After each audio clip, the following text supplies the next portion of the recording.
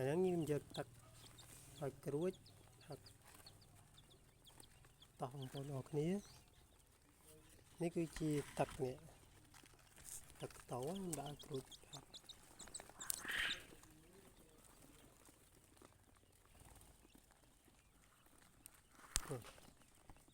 នេះ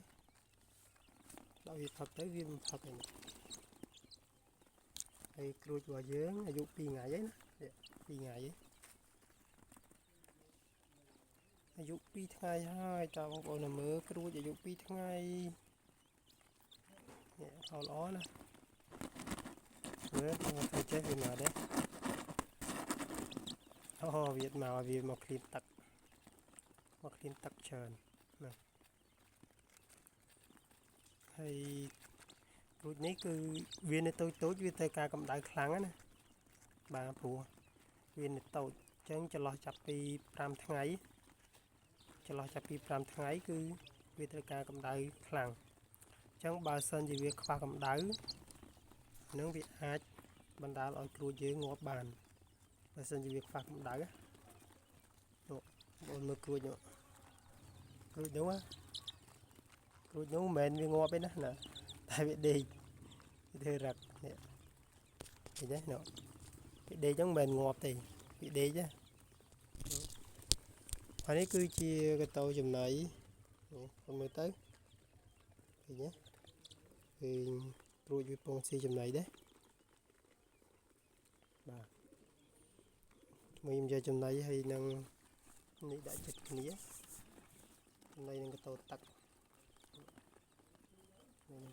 ដាក់ចិត្តគ្នានេះ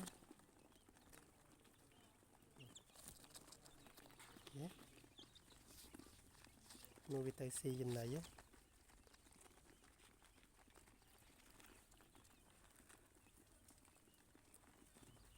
បងប្អូនត្រូវការទិញក្រួចយកទៅចិញ្ចឹមលក្ខណៈគ្រួសារសូមតាក់ទងមកតាម Telegram ខ្ញុំណាក្រួចបើនិយាយពីទីផ្សារវិញគឺទូលំទូលាយបងប្អូនបាទទីផ្សារក្រួចគឺទូលំទូលាយមិនសូវមានអ្នកចិញ្ចឹមច្រើនទេណាមិនសូវមានអ្នកចិញ្ចឹមច្រើនទេក្រួចនេះហើយចឹងបងប្អូនចង់ចិញ្ចឹមលក្ខណៈគ្រួសារមិនចាំបាច់ចិញ្ចឹមច្រើនក៏បានដែរមានតែទ្រុងមួយហើយនឹងកូនក្រួច50ក្បាលទៅ100ក្បាលទៅអាចចិញ្ចឹមបានលក្ខណៈគ្រួសារយើងចាំមករើសពងហូបរាល់ថ្ងៃហើយចាប់ពីវាញាស់ទៅរហូតដល់អាយុ40ទៅ45ថ្ងៃហ្នឹងវាចាប់ផ្ដើមដាក់ពងហើយចឹងអាចរើសពងបានហើយឃើញទេ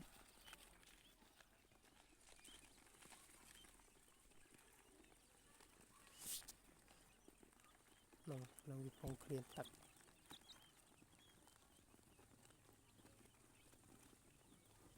ក្រួចហ្នឹងវាធន់នឹងអាកាសធាតុហើយចំណីមានន័យថាអាកាសធាតុមើមវាមិនសូវជាបញ្ហាទេបាទវាអត់សូវជាបញ្ហាទេយើងចាំរយៈពេលខ្លីហើយទទួលបានលទ្ធផលចាំឆាប់ទទួលបានលទ្ធផលឆាប់ប្រមូលផលដូចជាពងយើងចាំតែ45ថ្ងៃហ្នឹងវាបានទម្លាក់ពងហើយអញ្ចឹងយើងអាចប្រមូលផលពងហ្នឹងយកទៅភ្ញាស់យកកូនទៀតឬក៏យើងយកពងទៅលក់ក៏បានដែរឃើញទេអញ្ចឹងរយៈពេ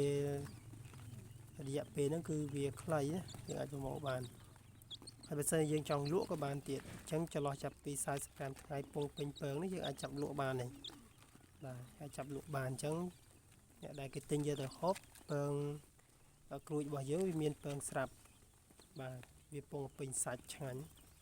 ពងវាក៏មានទៀតអញ្ចឹងគឺបងប្អូនចាំទៅវាអត់ខុសទេណាបាទចាំទៅអត់ខុសទេ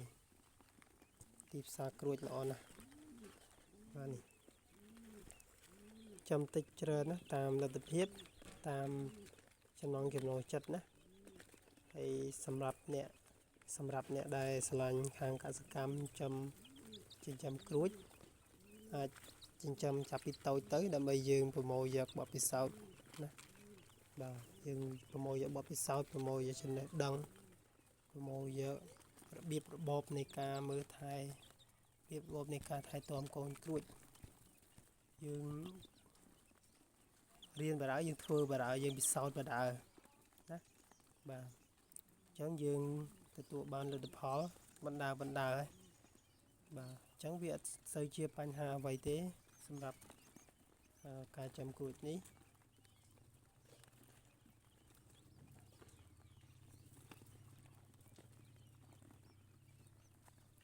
នោះចូលទឹកណា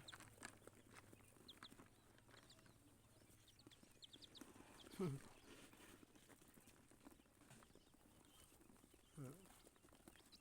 ូនមើលអូខេណាអានោះវាចូលទឹកវាចូលទៅលេងទឹកខ្លាំង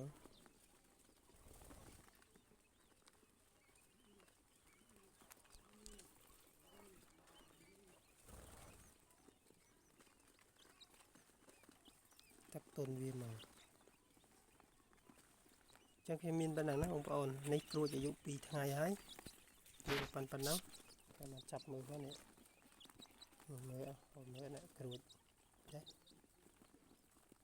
ស្អាតល្អណាហត់ក្មាប់បឹបនេះយើងឃើញគួរឲ្យស្រឡាញ់គ្រួចវាមានពណ៌នេះពណ៌ច្រើនមានពណ៌ខ្មៅទៅពណ៌លឿងទៅពណ៌សទៅនេះណា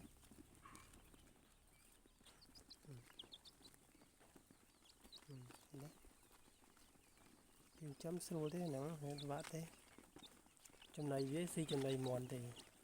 បាទស៊ីចំណៃមន់អញ្ចឹងយើងងាយស្រួលចាំ